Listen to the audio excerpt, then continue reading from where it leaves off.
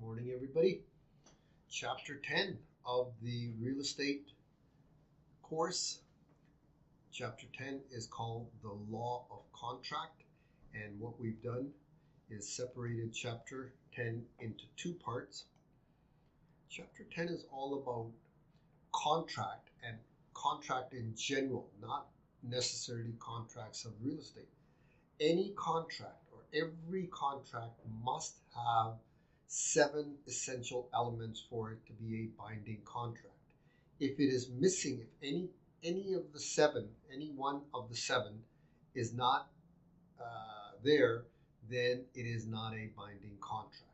Okay, so we'll take a look at the 7 essential parts, and in part 1 we will just discuss the first 2. In part 2 we will discuss review the first 2 and then go through the remaining 5. Okay, our learning objectives for part 1: contract definition and the 7 essential elements, and in more detail we'll be discussing the offer. That's the first one, and the second one is the acceptance. So what is a contract? In general, a contract is an agreement. Okay, an agreement, whether it's written or oral, it's an agreement between 2 or more persons, and or between corporations, and or between persons and corporations. So it's an agreement that will hold up in court. All contracts should be in writing, okay, to make it so that they can be enforced by a judge if it goes to court. They don't have to be in writing. They can be oral, they can be verbal, and still be enforceable. Okay, very difficult to do, very difficult to enforce verbal oral contracts, but they are still enforceable. Corporations, if they're going to get into contracts, they must have a legally recognized format. So a binding contract is a valid, enforceable legal contract with all 7 essential elements. So let's show you what these 7 essential elements are. First one is called an offer. The second is acceptance. So we're going to discuss these two in this chapter or in this part. Third one is consideration. Without consideration, meaning money or gift or seal, it is not a binding contract. Legal intention, legal object, capacity, and consent. So those are the 7. We're going to discuss the first 2. Okay, you notice deposit is not one of the 7. Okay, a lot of people think that without a deposit, there is no valid contract. Deposit is good faith. Okay, it is not one of the 7 parts, elements, essential elements. Okay, so if one out of the 7 is not present, then the contract could be void, the contract could be voidable, or the contract could be unenforceable, or the contract could be illegal. Let's have a look at what void, voidable, unenforceable, and illegal, what they are. Void. Voided contract is a contract that never existed. It didn't happen. Okay? Voidable is a contract which existed, but one of the parties can cancel it. Unenforceable contract is a contract that exists, has all the 7 elements of a valid contract, but for some procedural reasons, it cannot be enforced in court. Okay, illegal contract, again, is a contract which has all the 7 elements of a valid contract, but because the activity is an illegal act, that is saying maybe a murder, maybe a cheating, maybe gambling, anything to do with illegal act, that means the contract is an illegal contract. It's against public policy or against some law. Murder, gambling, fraud, any type of cheating that contract is an illegal contract and it is unenforceable. So void is a contract which never existed. Voidable is a contract which has started. It's a existing contract, but one of the parties can cancel it. Unenforceable is a contract which has all the 7 elements, but it cannot be sued upon in court for some procedural reasons. An illegal contract, any contract that's against policy, statute, law, anything sort of murder or gambling contract is an illegal contract. Okay, so if we look at the 7, we have the first one, which is called the offer. An offer is a promise made by one person, specific to one person, from one person to another person. Okay? It has to be specifically made to one party. It should be in writing, but it does not have to be in writing. Can be verbal, can be oral, but it must be all clear as to what the offer is. It must be clearly stated or written. Example would be, I will sell you my house for $500,000. That's an offer. Okay? Very clear. It's a promise made by one person, specific to another person. Okay, it must be a serious intent to getting into a contract. Okay, should be or at what's called arm's length.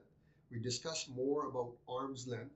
Arm's length contracts are contracts where the parties are not related, where the two parties have their own interests, have their own importance of the contract. So let's take a look at, first of all, in terms of an offer, we're going to use the words offerer and offeree. Okay? Offerer with an OR is the person making the offer. Okay? And who the person is making the offer to is going to do the step 2, which is called the acceptance, but he is called the offeree. The person offer is made to. So keep in mind, memorize these or write them down on the side of paper that the OR, offerer, OFFER, is the person making the offer, and OFFER is the person offers made to. Okay, so these 7 essential elements for a binding contract. Well, we talked about the first one, which is called the offer. Okay, it must be clear. It doesn't have to be in writing. Okay, it's a promise to do something exactly to one person. Now, when or how does the offer expire? Okay, obviously, if one party makes an offer, the other party accepts, and then continue on to the 3rd element, 4th element, and so on. Okay, but let's say the offer is out there. When does it end? Okay, first is an offer will end if it's got a time limit. It ends after that time limit. Let's say an offer is made to a person saying, I will sell you my house. Please reply by 12 o'clock next day. At 12 o'clock next day, it expires. Before that 12 o'clock is when acceptance must happen. If it doesn't happen, then the offer is expired. So if there is a time limit, it's within that time limit. After that time, it is expired. What if there is no time limit? What if a person made the offer and says, usually more things like a bicycle. Let's say I say, I will sell you my bicycle, or I will sell you my motorcycle. Or let's say a buyer comes in and says, I want to buy your motorcycle. Well, how long, if no time limit has been specified, how long is the time for that offer? Well, it's called reasonable time, and reasonable time does not have a numerical value. For your examination, reasonable is not 1 month, it's not 1 week, it's just reasonable. Reasonable is according to what is being done. If the contract is about selling of a house, reasonable time would be a day or two. Okay, and if it's anything like stocks, it would be definitely within the same day. So for your exam, it's just within reasonable time. Step number 3. Number 3 is if the person who makes the offer says, let's say I say, I want to sell my house to you, to this person, and please reply by next day, 12 o'clock.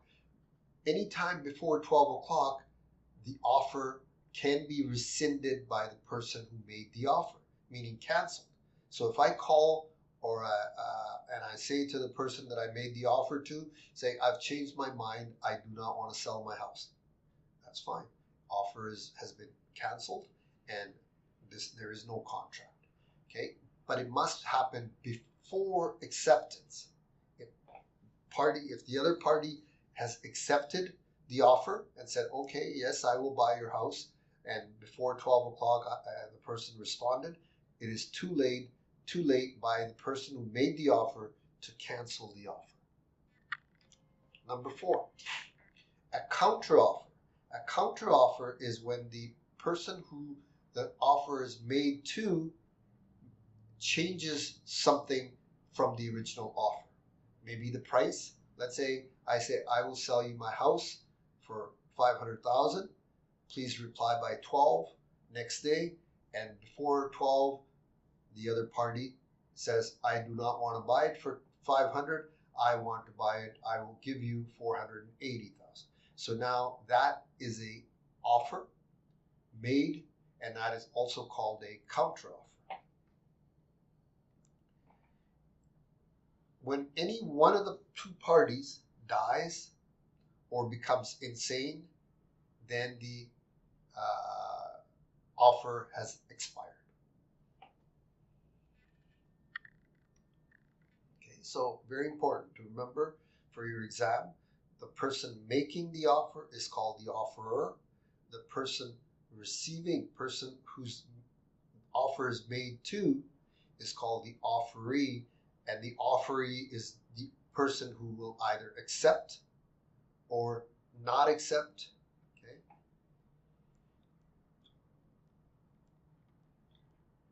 So again, how does an offer expire? Offer, if there's a time limit, within the time limit, after the time limit, it has expired. If there is no time, then it's reasonable time. Okay, in terms of rescinding, the person who's made the offer now says, hey, remember we discussed number 3 there. Number three, where the whoever made the offer wants to rescind, meaning cancel it. Well, there's no rule that he has to do this in writing, but it must be made so the person who's supposed to accept or reply to the offer gets the information, not necessarily in writing.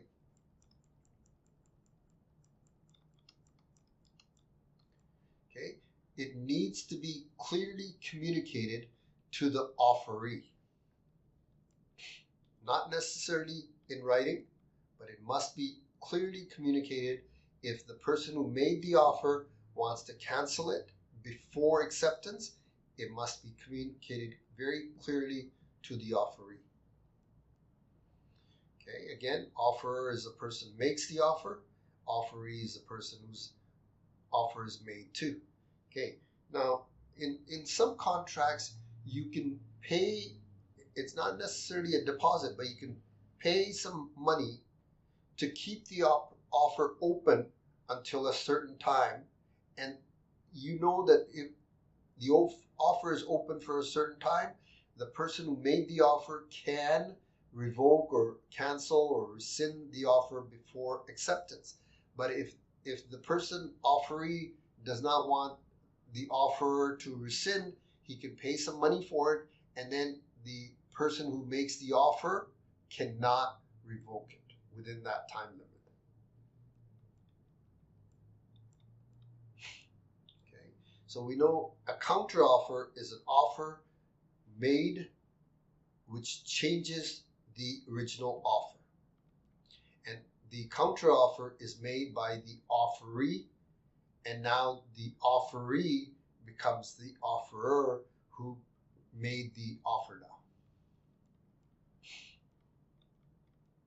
Okay, so when one of the parties dies or becomes insane, we said that the offer has ended at that time.